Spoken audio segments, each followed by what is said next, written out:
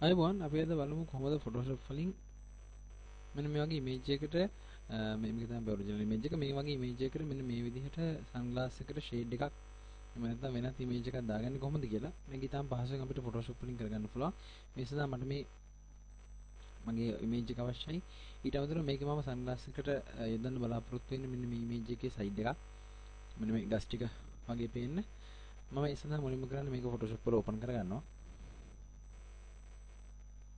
මෙතන මේක තමයි මගේ පික්චර් එක ඊට පස්සේ මම මුලින්ම කරන්නේ මෙන්න මේ සන්ග්ලාස් එකේ මේ ඇතුලේ ෆ්‍රේම් එක සිලෙක්ට් කරගන්න ඕනේ ඒකට අපිට භාවිතා කරන්න පුළුවන් පහසුවෙන්ම ලැසෝ ටූල් එකක් භාවිතා කරන්න පුළුවන් එහෙම නැත්නම් මේ වගේ ක්වික් සිලෙක්ෂන් ටූල් එකක් භාවිතා කරන්න පුළුවන්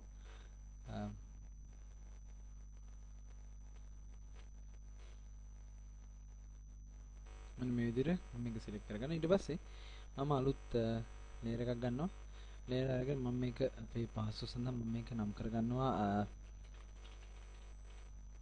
left lens කියලා. අපිට මේක පහසුයි භාවිතා කරන්න. ඊට පස්සේ left lens එක තියදී මම මේක ෆයිල් edit වලට ගිහලා මේකට fill එකක් ලබා දෙනවා. මේ selection එකට මම මේකට black color එක ලබා දෙන්න තමයි හදන්නේ. full black tint එකක් ලබා දෙනවා. මේ විදිහට මම අපේ අනිත් lens එක select කරගන්නවා.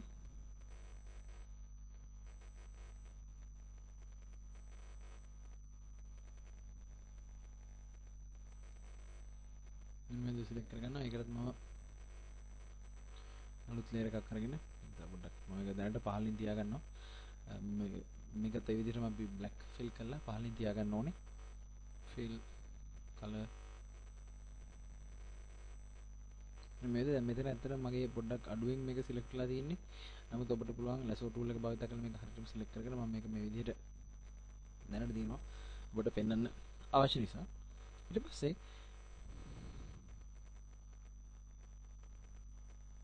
මේක ඔබට පෙන්නන්නේ මෙතන lenses දෙකම සිලෙක්ට් කරලා තියෙනවා. මොකද අපේ සිලෙක්ෂන්ස් දෙකක් තියෙන නිසා මම මේක ඩිසෙලෙක්ට් කරලා eraser tool එකෙන් මෙන්න මේ lens එක remove කරනවා.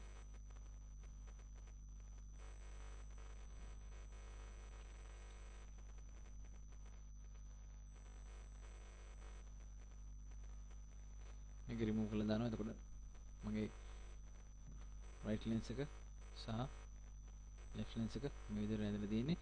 ඔබට වෙනද මේකේ ඇත්තටම තනින් තන පොඩි rough edges දෙක තුනක් තියෙනවා. rough edges ඉවත් වෙන තරමට තමයි වඩා හොඳ. නමුත් මම දැනට මේ විදිහට මේක පවත්ව ගන්නවා ඔබට පෙන්වන්න අවශ්‍ය නිසා. ඊට පස්සේ අපි කරන්නේ දැන් අපිට ඕන වෙලාවක මේ මම කළු පාට ෆිල් කරකේ වාසිත අපි control key එක press කරගෙන මේ layer එක click කර ගමන් මෙන්න මේ lens එක select වෙන එක තමයි වෙන්නේ. ඒක තමයි අපිට තියෙන පහසුව. ඉතින් image එක ගන්නවා desktop එකෙන් මගේ මෙන්න මේ image එක මේක මේ විදිහට apply කර ගන්නවා මේ lens එකට ඉහළින්. ඊට පස්සේ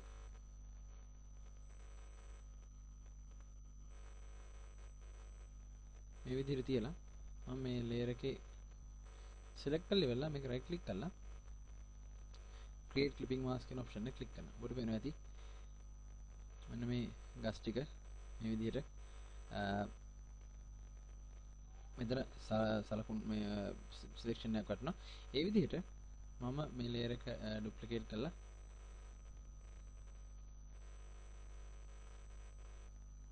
මෙතෙන්ට ගෙනියනවා. ඊට පස්සේ control එක click කරගෙන අනිත් lens එක select කරනවා. select කරලා ඉවරලා මෙතන create clipping mask කියන option එක click කරනවා. අපිට පේනවා ඇති මෙන්න මේ විදිහට අපේ lenses දෙක select වුණා. දැන් අතර මේකේ ඔබට පේනවා මේ edge එක ටිකක් rough වෙලා තියෙන නිසා මම මේක eraser tool එකකින් වගේ smooth out කරගන්න තමයි උත්සාහ කරන්නේ.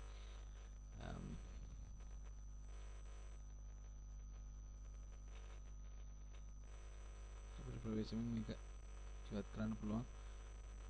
eraser tool එකකින් මේ විදිහට මම මේක ස්මූත් අවුට් කරගන්නවා. ඊට පස්සේ දැන් අපේ එතනම අපේ ඉමේජ් එකේ බේසික් කට් එක නම් අවසానයි. නමුත් ඔබට පේනවා මේකේ තාම පොඩි ගැටලුවක් තියෙනවා. මොකද මේ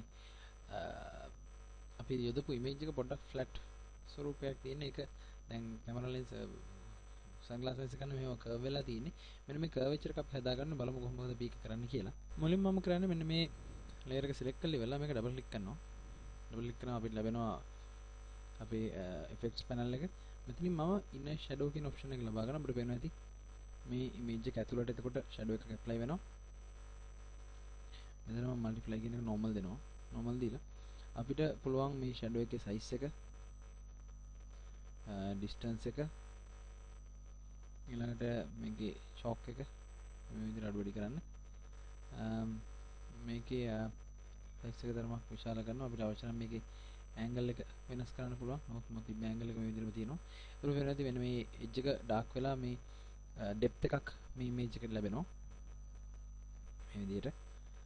ඊළඟට මම අනිත් lens එකටත් මේක කරන්න හදන්නේ. මම lens එක select කරලා lens එක layer එක double click කරනවා. ඊට පස්සේ මේකේ inner shadow option එක ගන්නවා.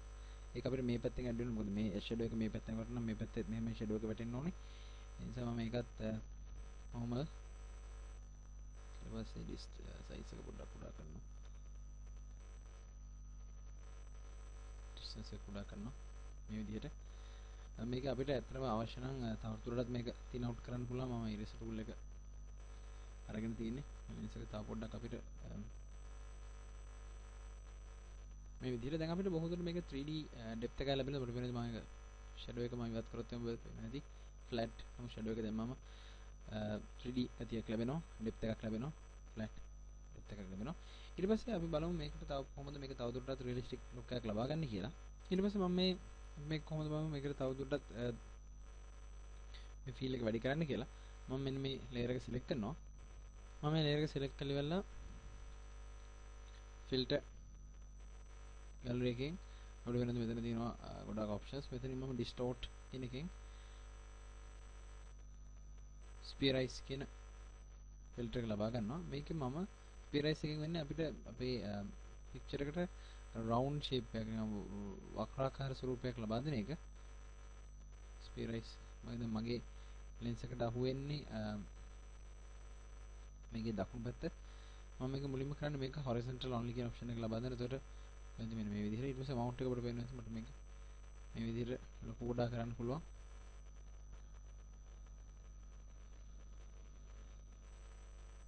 මේ විදිහේ shape එකක් දීලා මම okay කරනවා. ඊට පස්සේ අනිත් layer එක මම select කරලා මේකටත් filter දැන් අපිට මෙන්න මේ spherize option එක මෙතන click කරොත් එම මේ අපි කලින් apply කරපු integers මෙතනට apply වෙනවා. ඒ නිසා මම මේ spherize කියන option එක click කරනවා. click කරලා ඉවරලා මේක okay කරනවා. එතකොට දැන් අපේ lens එක බොහෝ දුරට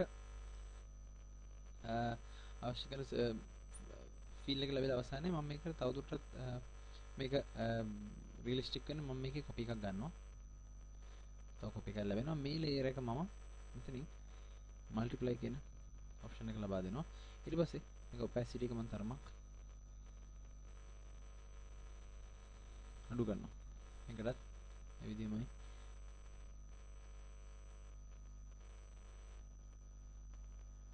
multiply ඊට පස්සේ මේක opacity එක තරමක් අඩු කරනවා. දැන් අපිට පේනවා ඉතින් අපේ ඔරිජිනලි අපේ පික්චර් එකේ තිබ්බේ ඔරිජිනල් අපේ පික්චර් එකේ තිබ්බේ මේ විදිහට. දැන් අපි ඒකට shadow එක apply කරාම අපිට ලැබෙන්නේ මෙන්න මේ විදිහට. ඊට පස්සේ මෙන්න මේ විදිහට අපි මේක ඉවර කරගත්ත පස්සේ මම තව එක දෙයක් කරනවා. මෙන්න මේ අයිනට එළිය වෙట్లా දිලිසෙනා වගේ පොඩි shade එකක් add කරන්න තමයි හදන්නේ. ඒකට මම අලුත් layer එකක් ගන්නවා. මේ layer එක මම place කරගන්නවා අපේ layers වලට ඉහළින් මෙතනින්. ඊට පස්සේ මම gradient tool එක අරගෙන ඉන්නවා. gradient tool එකෙන් මම තෝරගන්නවා මෙන්න මේ white to transparent gradient එක. තෝරගෙන ඉවරලා මම කරන්නේ left lens එක control key එකත් එක්ක press කරාම අපේ selection එක add වෙනවා. ඊට පස්සේ මේ layer එක උඩ මෙන්න මෙහෙම පොඩි line එකක් අඳිනවා. ඒක ප්‍රමාණවත් නෑ මම තව පොඩ්ඩක් මෙන්න මේ විදිහට වෙන විදිහට සුදු පාට texture එකක් color එකක් add වුණා මේකට.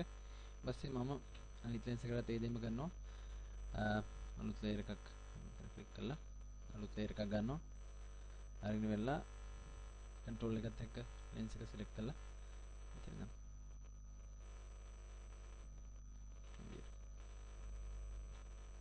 පේනවා ඇති අපේ